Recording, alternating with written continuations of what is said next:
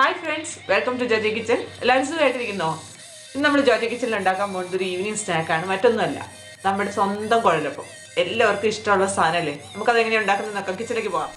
will do it. We will ഒരു 8 glass നല്ല nice ആയിട്ടുള്ള പൊടി എടുത്തു വെച്ചിട്ടുണ്ട്. അത് നന്നായിട്ട് ചുമക്ക വറുത്തെടുക്കാനുള്ളതാണ്. അപ്പോൾ ഞാൻ ന്യായമായ രീതിയിൽ ഒന്ന് വറുത്ത് വെച്ചിട്ടുള്ളതാണ്.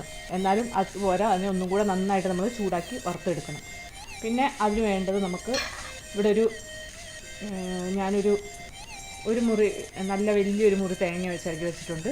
ഒരു 3-4 കഷ്ണം വെളുത്തുള്ളി, നല്ലോണം ഒരു പിടി ഉള്ളി ചതച്ച് അരിഞ്ഞു വെച്ചിട്ടുണ്ട്. പിന്നെ ഇവിടെ ഒരു 1.5 ടേബിൾ സ്പൂൺ ചെറിയ ജീരകം എടുത്തു വെച്ചിട്ടുണ്ട്. കുറച്ച് എള്ള് എടുത്തു വെച്ചിട്ടുണ്ട്. ഇനി ആവശ്യത്തിന് ഉപ്പും വേണം. അപ്പോൾ നമ്മൾ 2 ഗ്ലാസ് പൊടിക്ക് 1.25 ഗ്ലാസ് വെള്ളമാണ് ഉപയോഗിക്കുന്നത്. വെള്ളം നമ്മൾ അരപ്പിട്ട് തിളപ്പിച്ച ശേഷം ഈ പൊടി വറുത്ത് നന്നായിട്ട് വെന്ത് വരുമ്പോഴത്തേനും തിളച്ച വെള്ളത്തിനകത്തേക്ക് ഇട്ട് കുഴച്ചെടുക്കുകയാണ് ചെയ്യേണ്ടത്. അപ്പോൾ നമുക്ക് ആദ്യം തന്നെ ആ അരപ്പിടുന്ന വെള്ളം ഒത്തിരി കൂടുതലാക്കേണ്ട ആവശ്യമില്ല. ഇപ്പം 2 ഗ്ലാസ്സിന് 1.25 ഗ്ലാസ് വെക്കണം. 2 ടേബിൾ സ്പൂൺ വെള്ളം മാറ്റിയിട്ട് അതിനകത്തേക്ക് അരപ്പിട്ട് വെക്കുക. കാരണം വെള്ളം കൂടുതലായി കഴിഞ്ഞാൽ അരപ്പിൻ്റെ അത് പോകില്ല. അപ്പോൾ അത് കഴിഞ്ഞിട്ട് വേണമെങ്കിൽ നമുക്ക് ചൂടുവെള്ളം അതിൻ്റെ കൂടെ കൂട്ടി മിക്സ് ചെയ്ത് കുഴച്ചെടുത്താൽ മതി. വെള്ളം കൂടിപ്പോയാൽ നമുക്കൊന്നും ചെയ്യാൻ പറ്റില്ല. വെള്ളം കുറഞ്ഞ് നമുക്ക് വേണമെങ്കിൽ ഇച്ചിരി ചൂടുവെള്ളം തിളച്ച് കൊടുത്തിട്ടാണെങ്കിലും അതിനെ അഡ്ജസ്റ്റ് ചെയ്ത് കുഴച്ചെടുക്കാൻ പറ്റും. അപ്പോൾ നമുക്കിതെല്ലാം കൂടെ ഒന്ന് അരച്ച് വെള്ളം തിളപ്പിക്കാൻ വയ്ക്കാം. അതുപോലെ തന്നെ ഞാൻ ഈ പൊടി ഒന്ന് നന്നായിട്ട് ചൂടാക്കാൻ വയ്ക്കുകയാണ്. അപ്പോൾ ചൂടായ ചട്ടിയിലേക്ക് നമ്മൾ ആ പൊടി ഒന്ന് ഇട്ട് കൊടുക്കുകയാണ്. അത് നല്ല ചുമപ്പാവുന്നവരൊന്ന് വറുത്തെടുക്കണം. നമ്മൾ പൊടി അടപ്പത്ത് വെച്ച് ഇളക്കുന്നതിൻ്റെ കൂടെ തന്നെ നമുക്ക് ആ വെള്ളം ഒന്ന് തിളപ്പിച്ചെടുക്കണം. അതിന് വേണ്ടിയിട്ട് ഞാൻ 1.25 ഗ്ലാസ് അളവിൽ വെള്ളം വെച്ചിട്ടുണ്ട്.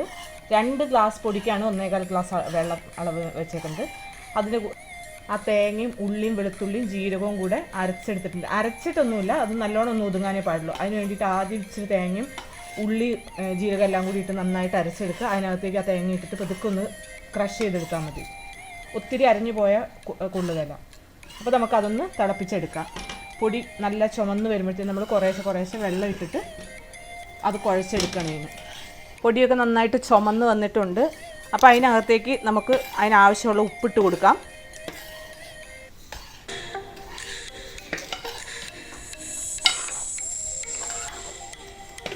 നമ്മൾ വെള്ളം തിളപ്പിക്കുമ്പോഴത്തേനും അതിനകത്തേക്ക് നല്ലോണം കുറച്ചധികം ജീരകവും ചുവന്നുള്ളിയും അത് രണ്ടും നന്നായിട്ട് ചേർത്താൽ നല്ല ടേസ്റ്റാണ്. നമ്മൾ ആ വെള്ളം തിളച്ച് വന്നിട്ടുണ്ട്. ആ വെള്ളം കുറേശ്ശായിട്ട് നമുക്ക് ഒഴിച്ചു കൊടുക്കാം. അപ്പോൾ ആ വെള്ളം ഒഴിക്കുന്നതിന്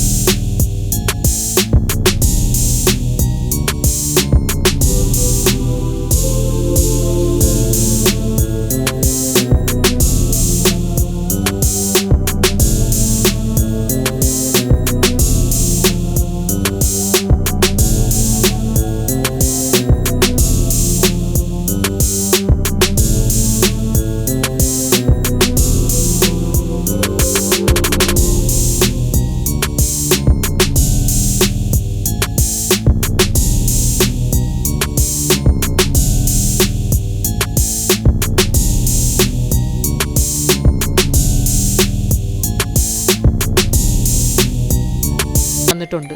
ഇനി അതിനൊരു റാപ്പ് ചെയ്ത് ഇച്ചിരി നേരം വെച്ചതിന് ശേഷം നമ്മൾ മാവ് കുഴയ്ക്കാൻ എടുത്തപ്പോഴത്തേനും ഒത്തിരി നേരമൊന്നും കഴിയുന്നതിന് വെള്ളം ഒഴിച്ച് കുഴച്ച് വെച്ചൊരു 15-20 മിനിറ്റ് കഴിയുമ്പോഴത്തേനും വല്ലാതെ ചൂടാറി പോകുന്നതിന് മുമ്പ് തന്നെ ഇങ്ങനെ കുഴച്ചെടുക്കണം. ഇങ്ങനെ കുഴച്ചിട്ട് ഒരു ഇച്ചിരി നേരം നമ്മളൊന്ന് പൊതിഞ്ഞ് വെച്ചേർന്നാൽ നല്ലതാണ്. എന്നിട്ട് നമുക്കതിനെ പിന്നെ കുഴലപ്പത്തിൻ്റെ രൂപത്തിലാക്കി എടുക്കണം. അപ്പോൾ നമുക്കൊരു ശകലം നേരം അതിനെ ഒന്ന് റെസ്റ്റ് ചെയ്യാൻ വെക്കാം. നമ്മൾ ഇങ്ങനെ ഒരു ചെറിയ നാരങ്ങയുടെ വലുപ്പത്തിൽ എടുത്തിട്ട് അതിനൊന്ന് പതുക്കെ പരത്തിയെടുത്തേക്കുന്നതാണ്. അതിനെ ഈ ചപ്പാത്തി പ്രസ്സയിലോ എണ്ണ തേച്ചിട്ട് നമുക്ക് അതിനകത്ത് വേണമെങ്കിൽ പ്രസ് ചെയ്തെടുക്കാം. അതല്ലാന്നുണ്ടെങ്കിൽ ഇപ്പോൾ ചപ്പാത്തി പ്രസ് ഇല്ലെങ്കിലും പ്രശ്നമൊന്നുമില്ല. നമ്മൾ ചപ്പാത്തിക്ക് പരത്തുന്ന പോലെ നന്നായിട്ട് പരത്തി എടുത്തിട്ട് റൗണ്ടായിട്ട് കിട്ടുന്നതാണെങ്കിൽ അത് നല്ലത്. അതല്ലാന്നുണ്ടെങ്കിൽ എന്തെങ്കിലും പാത്രത്തിൻ്റെ അടപ്പ് എന്തെങ്കിലും വെച്ച് നമുക്കൊന്ന് ഷേപ്പാക്കിയതിന് ശേഷം ഒരു പൈപ്പിൻ്റെ കഷ്ണമോ, നാട്ടിലുള്ളവർക്കാണെങ്കിൽ കപ്പളത്തിൻ്റെ തണ്ട് മുറിച്ചെടുത്ത് കറക്റ്റാക്കിയിട്ട് അതൊന്ന് എണ്ണ തൂത്തിട്ട് അതൊന്ന് റൗണ്ടാക്കി എടുക്കാവുന്നുള്ളൂ. ഇനി പ്രാക്ടീസ് ഉള്ളവരാണെങ്കിൽ വിരലിലാണെങ്കിലും അത് ചുറ്റി റൗണ്ടാക്കി എടുക്കാവുന്നേ ഉള്ളൂ. അപ്പോൾ നമുക്കതിനെ എങ്ങനെയാണെന്ന് നോക്കാം. ഇതിൽ നമ്മൾ ഓയിൽ തേച്ച് കൊടുക്കും. ഞാൻ ക്ലിംഗ് ഫിലിം ഒട്ടിച്ചിട്ടുണ്ട്. അപ്പോൾ അതിന്മേൽ ഇച്ചിരി ഓയിൽ തേച്ച്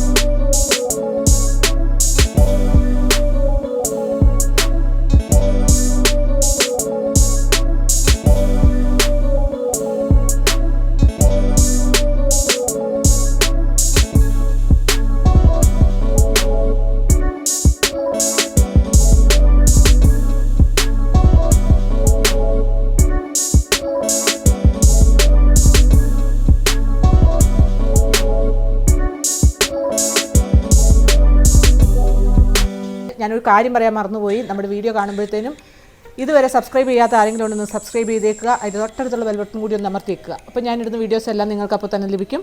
അതുപോലെ വീഡിയോ ഇഷ്ടമായ ലൈക്ക് ചെയ്യുക, ഷെയർ ചെയ്യുക, കമൻറ്റ് ചെയ്യുക മറക്കാതിരിക്കുക. അപ്പോൾ ഇനി അടുത്തൊരു വീഡിയോ ആയിട്ട് വരുന്നവരേക്കും ബൈ ബൈ, താങ്ക് യു.